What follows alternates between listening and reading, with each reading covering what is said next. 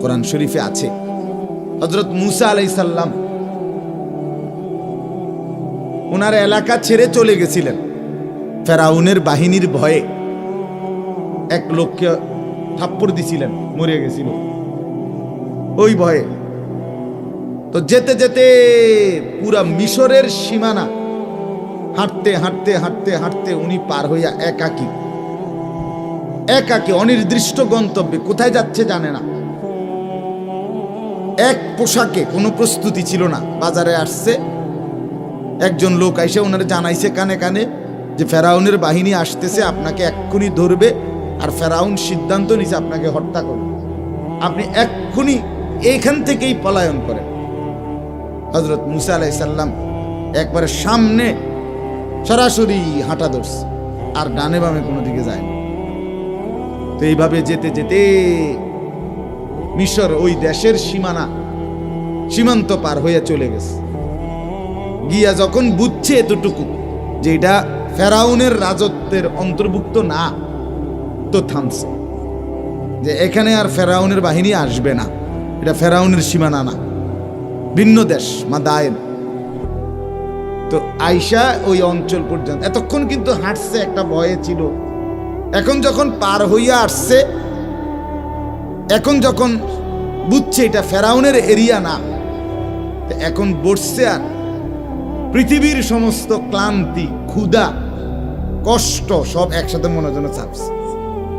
এতক্ষণ তো হাঁটছিল, একটা বল ছিল, মনে হয়েছে ওনার একবারে আর জানও চলে না, শরীরও চলে না, কিচ্ছু নাই, ডানে বামে কোনো খাবারও নাই, কিছুই নাই, কেউরে চিনেও না, না বাড়ি, না ঘর, না আত্মীয়, না স্বজন, না খাদ্য, না পানীয়, টোটাল কথা হলো কিছুই নাই। তখন মুসা আলাইহিস সালাম বুঝছে, উপলব্ধি করছে, তখন কোরআনে আছে মুসা আলাইহিস সালাম আল্লাহ তাআলার কাছে একটা দোয়া করছে, রব্বি ইন্নী লিমা আনজালতা ইলাইয়া মিন খাইরিন ফাকির। আল্লাহ রব্বি, আপনি আমার রব, আপনার কাছেই আমার সব, রবের কাছেই সব। আমি বুঝেছি মাওলা আমার পরিচয়, আমি বুঝেছি আপনার পরিচয়।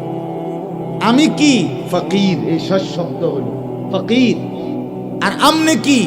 রব, আপনার কাছে সব, আমি ফকির, অসহায়। এই দুইটা পরিচয় ক্লিয়ার করে দিছে আল্লাহ। আমি হলাম ফকির, আপনি হলেন রব। ইন্নী লিমা আনজালতা ইলাইয়া মিন খাইরিন, এখন আপনি আমারে হালাল পন্থায়, হালাল হিসাবে যা দিবেন আমি তারই মুখাপেক্ষী, আমি ফকির, আমার কিচ্ছু নেই। রব্বি ইন্নী লিমা আনজালতা ইলাইয়া মিন খাইরিন ফাকির। সাংঘাতিক কথা হলো মিন খাইরিন কইছে, অর্থাৎ এতটা চূড়ান্ত ক্ষুধার্ত, দিক বিদিক শূন্য, কিচ্ছু নাই সামনে, চেনা নাই, জানা নাই, তবুও বলছে আল্লাহ এই অবস্থায়ও কিন্তু দিবেন যেটা হালালটা, হারাম খাবো না। খায়ের যেটা, খায়ের উত্তম যেটা, উত্তম যেটা। অভাবে পড়তে পারি, ক্ষুধার্ত হইতে পারি মাওলা, ঘর নাই, বাড়ি নাই, পরিবার নাই, আত্মীয় নাই, স্বজন নাই, চেনা নাই, জানা নাই, কিন্তু তবুও হালালটা চাই। কি চাই বলেন না? হ্যাঁ বাপ, হাসতে হাসতে হারাম খান, হাসতে হাসতে। সংসারে অভাব ছিল না, চলতো এমনি।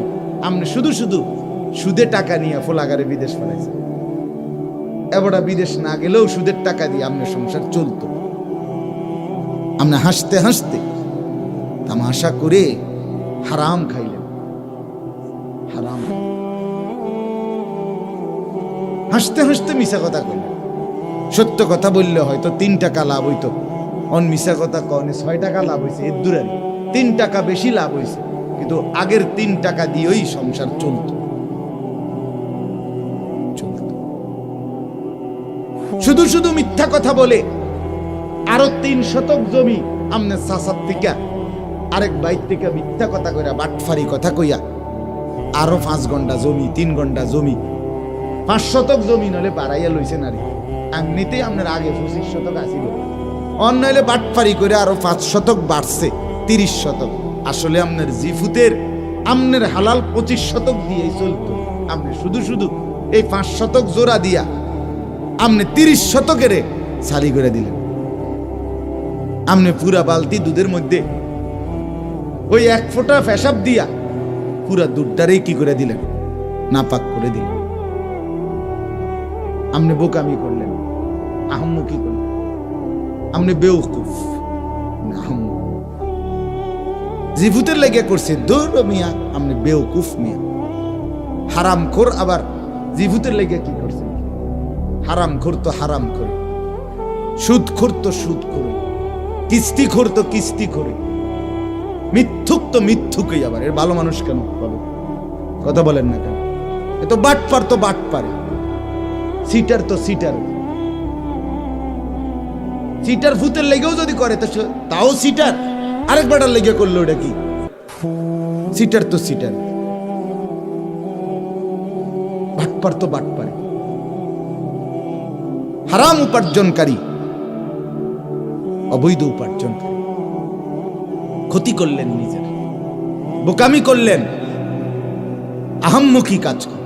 এমনিতেই চলত, এমনিতেই ছেলে চলত। আল্লাহ তাআলা কোরআনুল কারীমের মধ্যে বারবার বলছে, লা তাকতুলু আওলাদাকুম খাশিয়াতা ইমলাকিন। রব্বুল আলামিন বলে, বান্দা, সন্তানাদিদেরকে অভাব আর দারিদ্রতার ভয়ে ধ্বংস করো না, হত্যা করো না। নাহনু নারযুকুকুম ওয়া ইয়্যাহুম। আমি রব্বুল আলামিন ওয়াদা দিলাম, আমি আল্লাহ তোমাদেরকেও রিজিক দেব, তোমাদের সন্তানাদিদেরকেও শতভাগ রিজিক দেব। আমি দেব, তুমি বানাও নাই, আমি বানাইছি। তোমার দাদার পরে তোমারে খাওয়াইতে আসছি, তোমার পরে বুঝি তোমার ফুতেরে খাওয়াইতে আসতাম না। তুমি এরকম বেকুব এলাকা, এটা বুঝদা না? কথা বলেন না কেন? আমার দাদা মরার পরে আমার বাপ খায় নাই, কথা কন না? আমার দাদা মরছে যেদিন, আমার বাপও মরছে সেদিন। না না, আমার দাদা মরার বহু পরে, আমার দাদার মৃত্যুর 20-25 বছর পরে আমার আব্বা মারা গেছে। তো আমার আব্বা এর পরে খাইলো কেমন? আর আমার আব্বা মারা গেছে আজকে 8 বছর হয়, তো আমি খাইছি না। কেন মিথ্যা বলার কি দরকার ছিল? আমরা 5 ভাই, আমার আব্বা আমাদেরকে ঘর করে দিয়ে যায় নাই। আমার আব্বার মৃত্যুর পরে আমাদের 5 ভাইয়ের এখন আলাদা আলাদা ঘর আছে, বিল্ডিং, টাইলস ওলা, সোফাও আছে, ফ্রিজও আছে, চায়ের কাপ, নুনের বাড়ি, খেতা বালিশ, লোড়া বদনা, কম্বল, লেপ, চাদর, তোষক, বালিশ, হ্যাঁ, ফুলকপি, খাতাকপি, ধনিয়া, কাঁচামরিচ, ফাঙ্গাস, তেলাপিয়া, এটি আমরা করবো বাজার না, এই ঘুরে গেলে এই বাজার। আজকে ফুলকপি, কালকে ভাতাকপি, আজকে লত সিম, কালকে ছোট সিম। এই কি দরকার ছিল? কি দরকার ছিল দুনিয়াকে এইভাবে কারাকারি করা, হারাম নিয়ে এরকম কারাকারি করা? কোনো দরকার ছিল না। বাবা ভুল করেছেন, বোকামি করেছেন। হারাম রোজগার যারা করছেন বা করেন, তওবা করেন। এখন বেঁচে থাকতে তওবা করলে মাফ পাইতে পারেন, কিন্তু মৃত্যুর সময়, মৃত্যুর পরে তওবা করলে মাফ পাবেন না। আমনের তওবা আমনের ফুতে করলে হইতো। মজার বিষয় হলো এটা, তওবা মানে এটা কাজা নামাজ না যে আমার আব্বার হজটা আমি করে লাইছি, হ্যাঁ, আমনের গুনাহ আমনের ফুতে তওবা চাইলে হইতো না। আমনে চাইতে যার গুনাহ তার তওবা, কার গুনাহ তার। 100 টাকা দিয়া ইমাম সাহেবরে দিছেন, আর ইমাম সাহেব তওবা করাইয়া দিয়া আমনের আব্বারে ব্যস্ত ফাটাই দিব। হ্যাঁ, ব্যস্ত ইমাম সাহেবের বাপের সম্পত্তি। হ্যাঁ, ইমাম সাহেব ব্যস্ত গিয়ে আইছে যে আমি এদুর লই আইছি, মোট 6 তালা মোট আমি বুকিং দিছি, এখানে মোট আশা করি 30 জন কইরা 180 জন থাকতে পারবো। এহাই বললে আমি ওগুলা দিতে রাজি। কথা বলেন না? বেহেশত ইমাম সাহেবের বাপের। ইমাম সাহেব 100 টাকা দিয়ে কি তওবা করা? এতে বেটা 90 বছর বুড়া, তার পূব নাই, পশ্চিম নাই, উত্তর দক্ষিণ নাই, উনি কিছুই জানে না, ওনার দম টানে, উনি কিচ্ছু বলতে পারে না। এখন এই মুহূর্তে তার কোনো সেন্স নাই, অনুভূতি নাই হেতের তওবা করা। বাহ, ওটা বেহেশতে যাইব গা। ওটার এই পিছনের জিন্দেগির চুরি, বাটপারি, মদ, জুয়া, সুদ, ঘুষ, সিটারি সব 100 টাকার উপরে।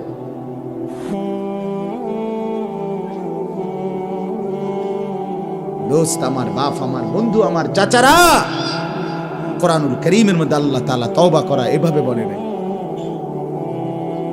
ওয়াল্লাযীনা ইযা ফাআলু ফাহিশাতান আও যালামু আনফুসাহুম যাকারুল্লাহ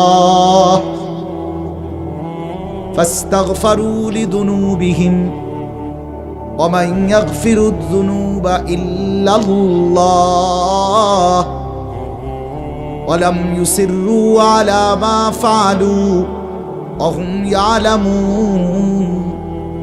রব্বুল আলামিন বলেন, আমার মুমিন বান্দা তারা, আমার জান্নাতি বান্দা তারা, আমার মুত্তাকি বান্দা তারা যখন কোনো অশ্লীল, অন্যায় এবং পাপ, জুলুম করে ফেলে, সাথে সাথে যাকারুল্লাহ, আমি আল্লাহকে স্মরণ করে। ভুল হয় যখন, স্মরণ করে তখন। ফাহিশা, অন্যায় অশ্লীলতা করে ফেলে যখন, আমি আল্লাহকে স্মরণ করে তখন। আর স্মরণ করে কি করে? ফাস্তাগফারু লিযুনুবিহিম, নিজের জিন্দেগির গুনাহের জন্য আমি আল্লাহর কাছে ইস্তেগফার করে, তওবা করে। রব্বুল আলামিনকে ডাক দিয়ে বলে, মাওলা আমি গুনাহ করে ফেলেছি, আমি এক্ষুনি চিরতরে ছেড়ে দিলাম। মাওলা বেঁচে থাকতে আর করব না, ওয়াদা দিলাম। আমি মাওলা বড়ই লজ্জিত, অনুতপ্ত, আপনি মাফ করে দেন, আমি ক্ষমা চাইলাম। রব্বুল আলামিন বলে, বান্দা দিল থেকে সত্যিকার অর্থে এই 3 কথায় যদি তওবা করো, আমি আল্লাহ ওয়াদা দিলাম, আসমান পর্যন্ত যদি গুনাহের পরিধি উচ্চতাও হয়, আমি তাও মাফ করে দিলাম। উলাইকা জাযাউহুম মাগফিরাতুম মির রাব্বিহিম, বিনিময়ে আমি আল্লাহ মাফ করে দিলাম, মাফ করে দিলাম। আসমান ছোঁয়া গুনাহ মাফ, সাগরের ফেনা পরিমাণ গুনাহ মাফ, বেটা মাফ। জমিনের বালু করা পরিমাণ গুনাহ, এই পৃথিবীতে বালুর কণা কত কোটি, হিসাব আছে নাকি? ডেজার্ট দিয়ে যে বালু হালায়, গুনেছেন না? 10 শতক জায়গার বালুটা, বালু একটা একটা করে গুনেন। এটা তো টেহার লাগিয়া না, মাফে ফিট, মাফে স্কয়ার ফিট। এটা তোর বালুর সংখ্যা না, এটা হলো তাদের মজুরি নেওয়ার লাগে একটা হিসাব বানাই দিয়েছে। জমিনের বালুকণা পরিমাণ যদি গুনাহ, আল্লাহ বলে হুঁশ থাকতে, বুঝ থাকতে ছেড়ে দিয়া আর করবা না, ওয়াদা দিয়া লজ্জিত হয়ে মাফ চাইলে আমি তৎক্ষণাৎ মাফ করে দেব। রাতে আসলে রাতেই মাফ, দিনে আসলে দিনেই মাফ। ইন আতাইতানি লাইলান আতাইতুকা লাইলান, আল্লাহ বলে, বান্দা গুনাহ নিয়ে যদি রাত গভীরে আসো, আমি মাগফিরাত নিয়ে রাত গভীরেই আসব। তুমি আসবা যখন, আমি আসবো তখন। শীত নাই, গরম নাই, রোদ নাই, বৃষ্টি নাই, আলো নাই, অন্ধকার নাই, সময় নাই, মুহূর্ত নাই।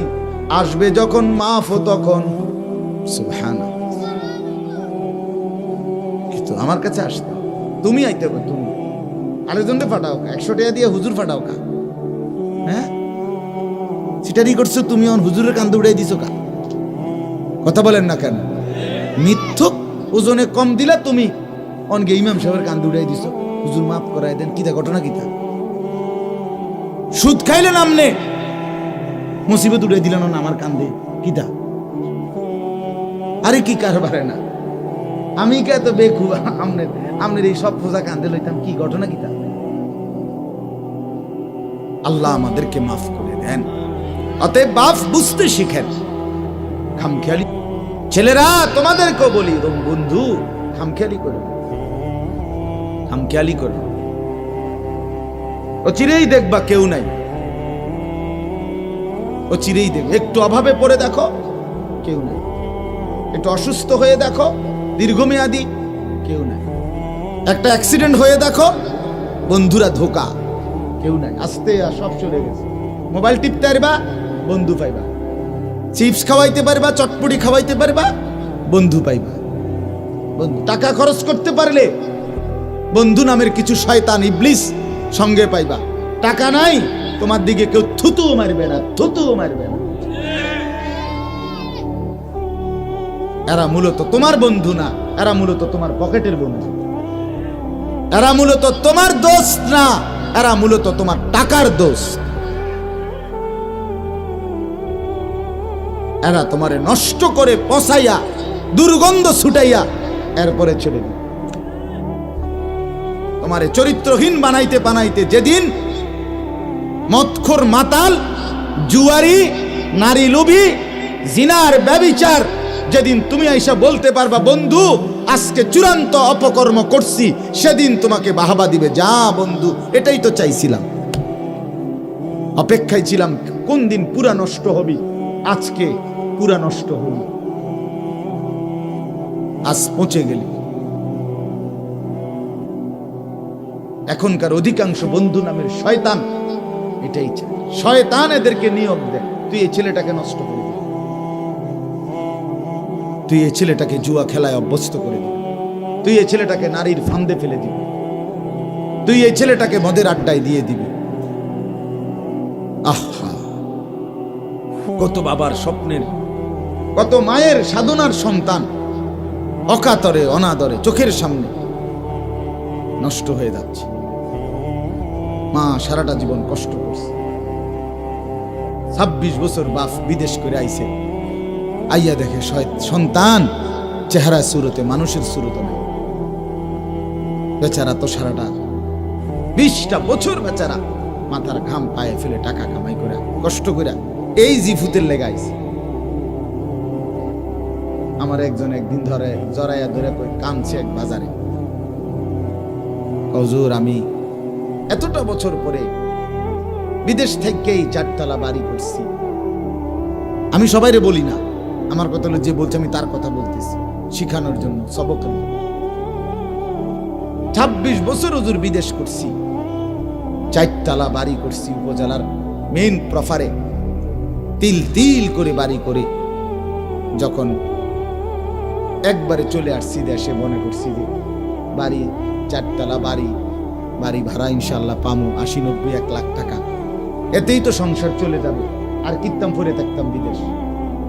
এই ভদ্রলোক আমারে নিজে জড়ায় ধরে কাইন্দা বলছে, হুজুর আমি আসার পরে ওই উপজেলার বাজারে হাঁটতে গিয়া দেখি বাজারের এমন কোনো রিক্সার ড্রাইভারও নাই, বাকি এমন কোনো সাধারণ মানুষ নাই যে আমার বেডিরে চেনে না। সমস্ত মানুষ বাজারে আমারে পরিচয় করে ওই বেডির জামাই হিসাবে, ওই তাইর জামাই। বেডির নাম কইয়া কয়ারি, ওই যে ওই তাইর জামাই এতে আইছে। আমি সবাইকে বলি নাই, ভালো আছে, ভালো না থাকলে সূর্য উঠতো না, ভালো আছে। কিন্তু এই বেচারার জীবনটার অর্জন, এই মহিলা যদি এই পরিমাণ বেপরদিগি করে, এই বেচারার 26 বছরের কষ্টের বিনিময় কি? শেষে হে বলছে, হুজুর আমি ওই ভাইয়ে নিজে আমারে বলছে, ওই ভাই সিএনজির মধ্যে বই, আরো অনেক আগে 5-7 বছর আগে, হুজুর আমি শেষে এই 4 তলা বিল্ডিং পুরাটা ভাড়া দিয়া গ্রামের আগের বাড়ি ওখানে চলে গেছি শর্মে, কারণ এনে কেমনে থাকবো। আমার ছেলেরা বাবারে এমন লজ্জা দেব না। তুমি যদি কোনোদিন মানুষ টের পায় তুমি কোনো নারীর সাথে, মেয়ের সাথে অপকর্ম করছো, তাইলে তোমার বাবার 30 বছরের 50 বছরের সাধনা বৃথা হয়ে যাবে।